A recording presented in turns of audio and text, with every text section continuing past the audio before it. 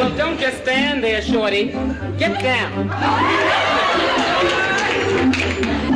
If you grew up in the 70s or 80s, you probably remember that feeling. Evening time, the whole family sitting in front of the TV, the sound of audience laughter coming from the studio, and sitcoms that made the entire room laugh together. The Jeffersons was part of that era. That was an America without the internet. No social media. Celebrities kept their private lives very quiet, and a lot of the stories behind television series were almost never talked about, until people started digging them up.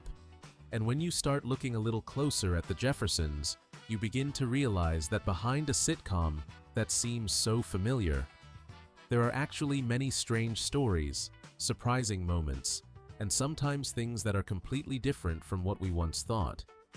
So today, let's go back to this classic series and uncover 20 secrets of the Jeffersons that many viewers did not know for decades. Number 20. The Jeffersons was not just a sitcom. It was Hollywood's response to a national debate about race. When I think back to the years I grew up, there is something that almost sounds unbelievable today. Back then, simply seeing two people of different races kiss on television could spark arguments everywhere. Not because it was rare, but because just a few years earlier, interracial marriage was still illegal in many parts of the United States. It was not until 1967 that the Supreme Court finally ended those laws. That was the social atmosphere when the idea for the Jeffersons first began to take shape. Norman Lear later said that he received quite a bit of criticism because American television at the time kept repeating very familiar images of black characters, usually poor, usually pushed to the edges of the story, and rarely placed at the center of a successful life. So Lear decided to do the opposite. He created George and Louise Jefferson, a successful black family living in a luxury apartment in Manhattan, not struggling to survive, but moving up into a new social class. That is exactly why the opening theme begins with the famous line, "Movin On Up." But even after that bold idea was approved, the production team still had to deal with a very different problem, a technical issue that modern audiences almost never think about when watching the show today. Number 19. Television in the 70s did not even know how to properly light the skin tones of the Jeffersons cast. On the set of the Jeffersons, sometimes the problem did not come from the script or the actors. It came from the lights. It sounds strange today, but American television in the early 1970s was still not fully accustomed to lighting black actors correctly. Camera systems and studio lighting were designed mainly for lighter skin tones. When the same lighting setup was used for everyone, the image on screen could appear darker than intended, or faces could lose detail. The cinematography team of the Jeffersons mentioned this in archived interviews with the Television Academy.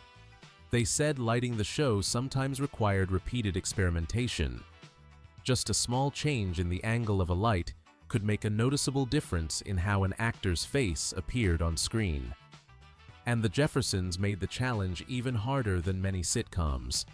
This was not a show with just one black actor appearing briefly in a scene. It was an entire main cast of black characters appearing together, speaking and moving in the same space. But lighting on the set was only a small part of the story.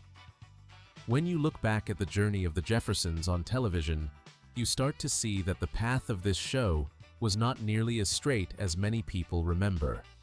And that brings us to fact number 18. Number 18. Success did not follow a straight line. The show had rating dips and multiple time slot changes. If you are like me and grew up with the Jeffersons, then in our memories, the show almost always sits at the top of television.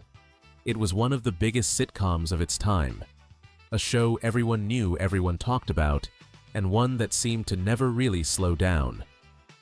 But when you look at the broadcast data across its 11 seasons, the story becomes more complicated than our memories suggest. The first season of The Jeffersons was a real breakout success. The show ranked very high on the American television ratings charts. But later on, there were years when it dropped out of the top 30 most watched programs. The Jefferson family was not always dominating prime time the way we tend to remember.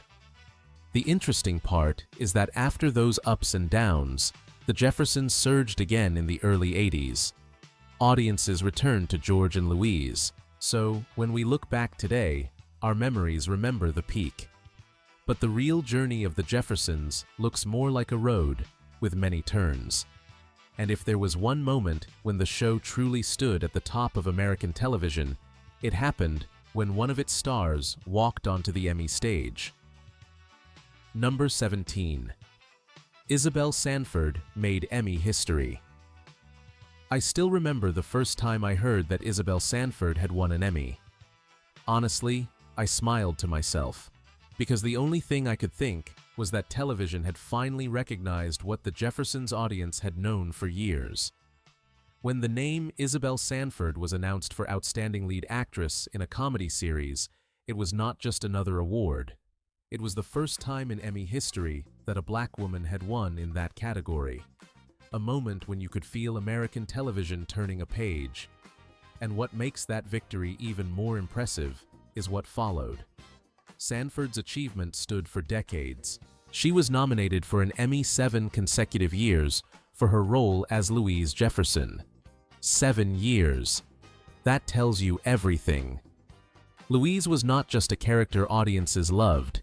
It was a performance the industry simply could not ignore. And when Isabel Sanford walked onto the Emmy stage that night, I have always felt as if Louise Jefferson walked up there with her. Pretty wonderful and proud. Right, number 16. The first actor to play a Jefferson was not actually George Jefferson. All right, let's try a small puzzle. Who was the first actor to play George Jefferson on screen? I will give you about 10 seconds. Think carefully. If you feel confident about your answer, go ahead and write it in the comments below. Most people will immediately say Sherman Hemsley. And I do not blame you, because in our minds, George Jefferson is almost impossible to separate from Sherman Hemsley. But the answer is not that. The first actor to bring the Jefferson name onto television before Sherman Hemsley appeared was Mel Stewart. This happened because Norman Lear had wanted Sherman Hemsley for the role of George from the very beginning, but Hemsley was still performing on Broadway at the time. The show needed a Jefferson character to appear earlier, so the production temporarily cast Mel Stewart. When Sherman Hemsley finally joined the series, the script had to explain the situation, and they handled it in a clever way. The earlier character was not George Jefferson. He was Henry Jefferson, George's brother. And speaking of the Jefferson family apartment, there is a small detail in the living room that many viewers have seen hundreds of times without realizing it keeps changing. Can you guess what it is? That is the next fact I cannot wait to reveal. Number 15. Picture frame in their apartment that always changes. There is a detail that took me many years to notice while re-watching The Jeffersons, and once I noticed it, I could only laugh, because it had been right in front of us the entire time. If you look carefully at the Jefferson family living room, there is a small table next to the telephone. On it sits a picture frame. You see it in almost every episode, so our brains automatically treat it as a fixed part of the set. But here is the interesting thing. The photo inside that frame is not fixed at all. Across different episodes, the photo changes. Sometimes it is Louise, sometimes it is George, sometimes it is a photo of George and Louise together. Other times it is Lionel, and occasionally it is even Mother Jefferson. The funny thing is that viewers have seen that picture frame hundreds of times without realizing it keeps changing. When I first noticed this, it felt like discovering a small hidden secret of the series after decades. So, the next time you watch The Jeffersons, again keep an eye on that little table by the phone. You might start noticing the photos changing too. Number 14. Not every behind-the-scenes story is full of drama. At a time when we read and hear so many negative things about actors and the people around them, It is refreshing to hear about a show where the cast treated each other with kindness and respect. The Jeffersons ran for 11 seasons. With a show that lasts that long, you almost assume there must be stories of conflict behind the scenes. Big egos, tense relationships. That is usually what people expect when talking about television productions that run for years. But sometimes what I like most about the Jeffersons are the simpler stories. Roxy Roker and Marla Gibbs were actually best friends on set. That is interesting because in many viewers' memories, Florence and Helen Willis are not the first pair of characters people think about when remembering the show. But in real life, the friendship between those two women helped keep the atmosphere on set comfortable for many years. Honestly, the older I get, the more I appreciate stories like that. Not backstage drama, but the kind relationships that keep a show running for years. Number 13. Florence from the Jeffersons kept working at the airline even after the sitcom started airing. Imagine a normal morning at the airport, passengers lining up at the United Airlines counter, an employee checking tickets, answering questions, arranging seats, and the woman standing behind that counter is also Florence from the Jeffersons. It sounds hard to believe, but during the early years of the series, Marla Gibbs kept her job at United Airlines. Even after the show had started airing, she still went to work like any normal day. There was no overnight life-changing moment here. The reason was very simple and very practical. When the Jeffersons first began, the character of Florence was not guaranteed to be a permanent role. Marla Gibbs did not know how long the part would last. So, she decided to keep her stable job instead of risking everything on television. Only after Florence became a familiar character and audiences began to love her did Gibbs leave her airline job to focus completely on acting. Number 12. One of the creators of the sitcom Good Times was actually Lionel Jefferson. There was a very famous American sitcom in the 70s called Good Times. If you watch television in that era, you know this was a major show. It had strong cultural impact, loyal audiences, and became an important part of sitcom history. But there is an interesting detail many viewers do not know. One of the people who helped create Good Times was actually a member of the Jefferson family. That was Mike Evans. Yes, Mike Evans was not only the actor who originally played Lionel Jefferson in All in the Family and later in The Jeffersons. He was also the co-creator and a writer for Good Times. That means while audiences saw him on screen as the polite son of George and Louise behind the scenes, he was helping build another major sitcom for American television. That made Mike Evans a rather rare case in that era. Not many sitcom actors were also creators of another sitcom. Number 11. Isabel Sanford was 21 years older than Sherman Hemsley. Some facts you hear and simply nod at, but others make you stop for a second and say, wait. What Isabel Sanford, who played Louise Jefferson, was 21 years older than Sherman Hemsley, who played George Jefferson. And the interesting part is that modern viewers were not the only ones surprised. When Isabel Sanford first met Sherman Hemsley and was told he would be playing her on-screen husband, she was surprised too. Sanford even wondered whether audiences would believe the pairing because their age difference and personalities felt so different. But then the show aired, and all the calculations on paper almost disappeared. George and Louise still became one of the most memorable married couples in American sitcom history. And once you start paying closer attention to the details that made the Jeffersons so appealing, you begin to notice something else that was carefully thought out. Even the character's clothing was quietly telling its own story. Number 10. The clothes in the Jeffersons were not just there to be worn. They were telling the story of each character's status. We usually think sitcom costumes only need to look neat and fit the role. But on The Jeffersons, the characters' clothing was actually planned as part of the storytelling. According to Television Academy materials on costume designer Rita Riggs, she thought very carefully about how each character should appear on screen. George Jefferson, for example, often wore pretty bold suits. Not the old money kind of elegance, but the style of a man who is newly rich and very much wants the world to know it. His clothes had to say that George Jefferson had moved on up and that he was proud of it. Louise Jefferson was different. Her wardrobe was elegant, polished, and more understated. Louise always looked sophisticated, but never flashy.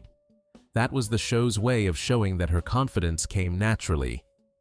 Helen Willis, meanwhile, carried herself in a completely different way. Her clothes felt more refined and composed, reflecting the social standing of the character. What I really love is that all of this was happening inside a half-hour comedy.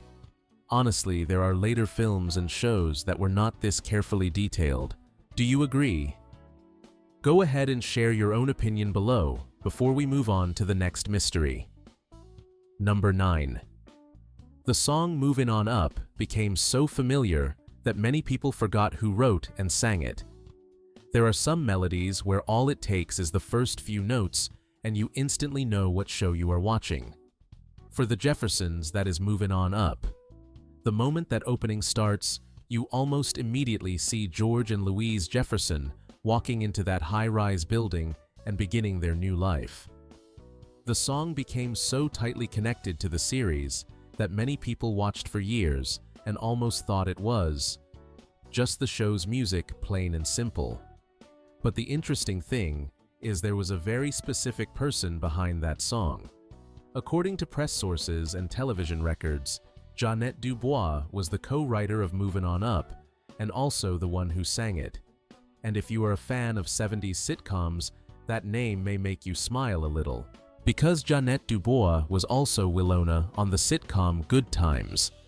So while audiences remember her as a familiar face from Good Times, her voice became the opening sound of another famous sitcom from the same era. After all these decades, Movin On Up is still one of the most recognizable sitcom themes in American television. And every time that melody begins, it almost restates the spirit of the Jeffersons itself, a family moving into a whole new class. Number 8. Lionel Jefferson had a surprisingly complicated casting history. There is one character in the Jeffersons where if you start tracing his history, you quickly end up saying, wait a minute. How many people actually played Lionel? In the memory of many viewers, Lionel Jefferson is usually associated with Mike Evans. He was the familiar face of Lionel from the early days when the character first appeared in All in the Family, before the Jefferson family got its own series. But then during the run of the Jeffersons, Lionel suddenly showed up with a different face. At that point, the role was played by Damon Evans. So if you watch different seasons of the series, there is a good chance you saw Lionel change without remembering exactly when it happened. After some time, Mike Evans returned to the role of Lionel, which means this character did not just switch actors once, but actually came back to the original face as well. But Lionel's history is even more complicated than that. According to some behind-the-scenes material in very early unaired pilot versions of All in the Family, Lionel was played by D'Urville Martin. If you count that stage too, Lionel Jefferson had more than 2 faces in his history. And honestly, this may be one of the most tangled casting journeys in the entire franchise. Whew, you are probably getting a little confused by now. Go ahead and stop to Google it and see whether I am right. Number 7. The early episodes tackled much tougher subjects than the usual image of a warm sitcom suggests: racism, alcoholism, illiteracy, even the Ku Klux Klan. If I just read that list to you without any context, you might think I was talking about the subject matter of a pretty heavy social drama. But in fact, these were all issues the Jeffersons touched on in its early seasons. If you look closely at those early episodes, you realize the show was much sharper than its reputation suggests. The stories were not just built around funny situations inside the Jefferson family apartment. The series also dared to touch the uncomfortable social issues America was still arguing about at the time. And honestly, the older I get, the more impressive that feels. On the surface, The Jeffersons was still a very entertaining sitcom. But underneath that humor, the show was not afraid to talk about things that forced society to think. Maybe that is exactly why this series stayed alive in people's memories. It did not just make people laugh. It was bold enough to go near subjects many other sitcoms of that era still avoided. Number 6. When Zara Cully died. The Jeffersons let Mother Jefferson leave with her. In the early seasons of The Jeffersons, there was one character who almost guaranteed something was going to happen every time she appeared. That was Mother Jefferson. She was sharp, outspoken, and never shy about saying exactly what she thought, especially when it came to George. Her exchanges with the other characters always brought a very specific energy to the show. But then there came a moment when the story on screen had to give way to real life. Actress Zara Cully, who brought Mother Jefferson to the audience, died during the 1977 to 1978 season. For the production team, it was not just the loss of an actress. It was the loss of a part of the family on set. Instead of recasting the role and continuing on the show, made a very respectful decision. They allowed Mother Jefferson to pass away in the story, as well as a way of saying goodbye to the woman who created that character. So, if you ever loved Mother Jefferson, leave a line down in the comments in memory of Zara Cully. She gave the Jeffersons a character who was sharp, memorable, and impossible to replace. A tribute to Zara Cully, who made Mother Jefferson an unforgettable part of television history. Number 5. Over 11 seasons. The Jeffersons changed time slots 15 times. 15, that is the number of different time slots. The Jeffersons went through over the course of its 11th season run. Just think about that for a second, and you realize how crazy that number really is. Constantly changing time slots can make a lot of shows lose viewers very quickly. Some sitcoms do not even survive a few schedule changes. And yet, the Jeffersons kept going through all of those changes and still ended up lasting 11 seasons with 253 episodes. Honestly, surviving 15 different time slots by itself is already a pretty remarkable achievement. And when a sitcom can endure that much, you know the last few stories on this list are going to get even more interesting. We are almost done uncovering today's mysteries, so stay with me all the way to the final second. Number 4. CBS once wanted to cut a kiss from the first episode of The Jeffersons. A kiss on television sounds like the most ordinary thing in the world. Every sitcom has them. But in 1975, some kisses still made an entire television network nervous. In the first episode of The Jeffersons: A Friend in Need, there is a scene between Tom Willis and Helen Willis, the couple living next door to the Jefferson family. On screen, they are simply two people in love. But at that time, they were also an interracial married couple, and that still made American television uneasy. So, when the episode was being prepared for broadcast, some CBS executives wanted to remove the kiss between Tom and Helen. They were worried the audience might react negatively. But executive producer Fred Silverman did not agree. He pushed to keep the scene in the episode. And in the end, that kiss stayed on the air. Number 3. Isabel Sanford appeared on All in the Family in a different role before becoming Louise Jefferson. Before she became Louise Jefferson, Isabel Sanford had actually appeared on All in the Family in a different role. Technically speaking, she first played another relative connected to the family, and only later was brought back to become Louise Jefferson as we know her today. What is interesting is that if this happened now, audiences would probably catch it immediately. People would post screenshots, put them online, and argue about continuity for a week. But television in the 70s was much more flexible than that. An actor could pass through a small role, then return later, and become the soul of an entire series. And honestly, that is the best part of this story. Because now nobody looks at Isabel Sanford and thinks about that earlier role anymore. In the memory of the audience, she has only one identity. She is Louise Jefferson. Everything before that has almost been erased by history simply because she was so perfect in the part. Number 2. The Jeffersons was a spin-off from All in the Family, but it ended up lasting longer than the parent series in television. When a series spins off from a bigger show, what usually happens? The spin-off normally runs for less time, right? Well, the story of the Jeffersons may surprise you a little, because yes, the show began as a spin-off from All in the Family. The Jefferson family first appeared there, and then they were separated into their own series. But then something interesting happened. The Jeffersons did not just survive, it outlasted the parent series. The show premiered on January 18th, 1975, and stayed on the air until July 2nd, 1985.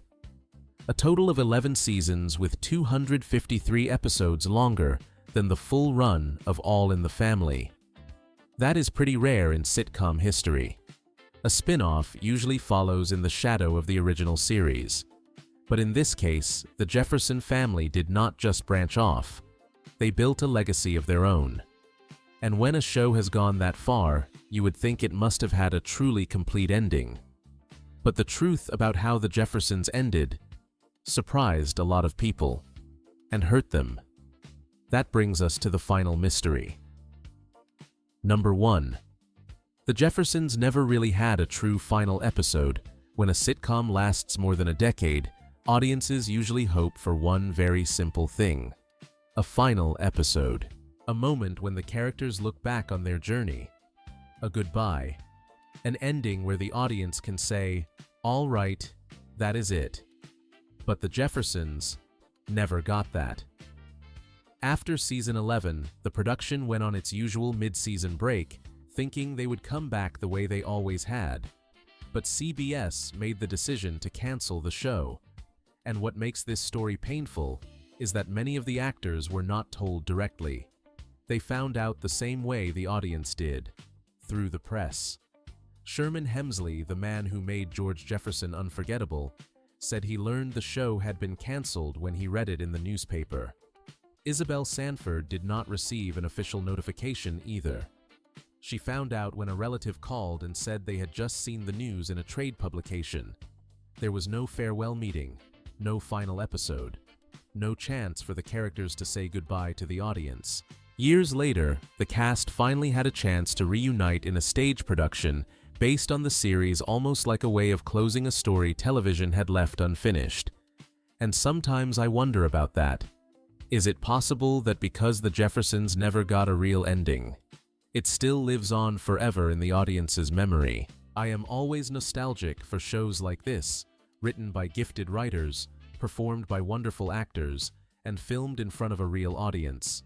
No CGI, no giant effects, just talented people working hard to create genuine laughter. That is why I built this channel. If you remember and love shows like that too, subscribe and come along with me. Here we dig back into the classics together and bring them to life one more time. And if the Jeffersons made you nostalgic, the next video will be even more interesting. We are going back to where it all began with All in the Family and uncover the secrets behind the series that changed American television.